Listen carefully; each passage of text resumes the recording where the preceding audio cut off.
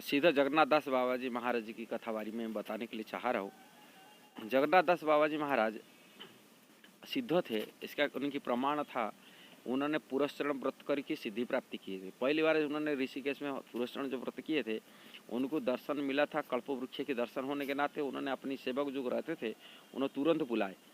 देखो ये कल्पवृक्ष कितना सुंदर है, कितना फूल। तभी उनकी बाधा बन गया था और वो आगे वो दर्शन नहीं हो पाया, भगवान की साक्षात्कार हो नहीं पाया। फिर पुनः 2 बार उन्होंने पुरस्चरण व्रत दूसरा बार किए थे, भगवान को साक्षात्कार किए थे। ये सिद्ध बाबा रूप में ब्रज में ये प्रसिद्ध है। उनकी कथा आता है। यहाँ एक सिद्ध बाबा थे जिन्होंने राधारणी की विरह में रनवारी में छत्ता के पास में मात्र 3-4 किलोमीटर अंदर जाने से गोवर्धन रोड पर, छत्ता से गोवर्धन रोड पर रनवारी गांव आता है।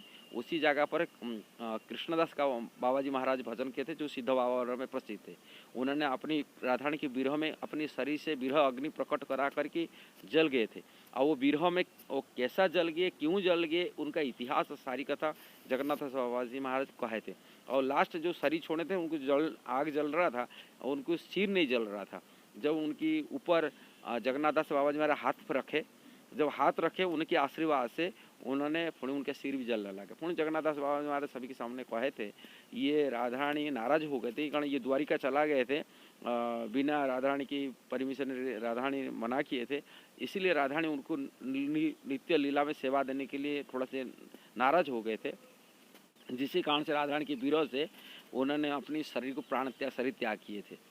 कारण ये भजन करते करते नित्य लीला दर्शन नहीं हो पाया था। उनकी जो बाधा बने थे, विरह अग्नि हुआ था। वो विरह अग्नि को जगन्नाथ दास बाबा जी महाराज जब आशीर्वाद दिलाए, उनकी सिर में हाथ रखे, वो ये इससे प्रमाण मिलता है ये सिद्ध बाबा थे। इनकी सिद्ध व्यक्तियों की कथा को उन्होंने जानते थे। सभी लोग तो जानते नहीं, जो सिद्धि किए हैं वही सिद्धि दूसरा सिद्ध व्यक्ति बारे में परिचय वो कर पाते हैं, जान पाते हैं, तो दूसरा को पता नहीं होता है बातें। नेक्स्ट कथा आता है भगवान श्री चैतन्य महाप्रभु के प्राकट्य स्थली जो यहाँ नवद्वीप में कि मायापुर जो क्षेत्र जन्म स्थान था, वो पर्टिकुलर जगह सभी के संशय में आत्मा में था। वो संशय को भक्ति विनोद ठाकुर दूरभूत करने के लिए चाह रहे थे। कहाँ भगवान श्री चैतन्य महाप्रभु की जो शास्त्र के हिसाब से देखते हैं वो निरूपण ठीक से नहीं हो पा रहे, सभी के संशय अलग प्रकार होता, शास्त्र के हिसाब से डाउट था। वो डाउट को क्लियर कराने के लिए उन्होंने जगन्नाथ दास बाबा जी महाराज जी को उनकी भजन कुटी जो नवद्वीप में था, नवद्वीप से लेकर जो मायापुर में पहुंचे थे, एक टोकरी में बैठा करके ले गए थे। जहाँ पर भगवान चैतन्य महाप्रभु के जन्म स्थान उन्होंने पहुंच के टोकरी में बैठे थे। उनको तभी इतना वृद्ध अवस्था थे, 125 साल की ज़्यादा उम्र के थे, जो चल नहीं पाते, उठ नहीं पाते थे, आँख बंद हो गया था। तभी वो टोकरी से कूद गए थे भगवान चैतन्य महाप्रभु के जन्म स्थान पर। कूद पड़ के वो बोले थे यही निमाई की जन्म स्थान, यही गौरांगन जन्म स्थान। फिर नाचने लगे थे। और जहाँ पर वो तुलसी महारानी की बहुत सारी पौधा है उगता था उसी जगह पर। इसके बाद में भक्ति विनोद ठाकुर उसी जगह पर खुदाई किए थे।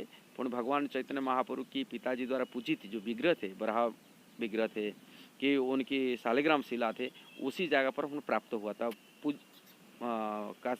भगवान चैतन्य महाप्रभु के पिताजी जगन्नाथ मिश्र के द्वारा जो पूजित विग्रह वहाँ प्राप्त हुआ था। तभी प्रमाण हो गया यही जगह पर्टिकुलर सही भगवान चैतन्य महाप्रभु जन्म स्थान। इसके बाद में भक्ति विनोद ठाकुर एक रुपया कलकत्ता से हर व्यक्तियों से 1-1 रुपया लेते थे और वो कलेक्शन करके पुण्य वो मंदिर निर्माण किए थे। भगवान चैतन्य महाप्रभु के जन्म स्थान के मंदिर निर्माण किए थे। ये प्रूव करता था भगवान जगन्नाथ दास महाराज की सिद्धता, कारण वो सिद्ध अवस्था में थे, उनको सारी लीला दर्शन होता था और पर्टिकुलर प्रमाण होता था। ये करें अच्छा लगा यदि आप जरूर शेयर करिए, सब्सक्राइब करिए, लाइक कमेंट दीजिए। हरे कृष्णा।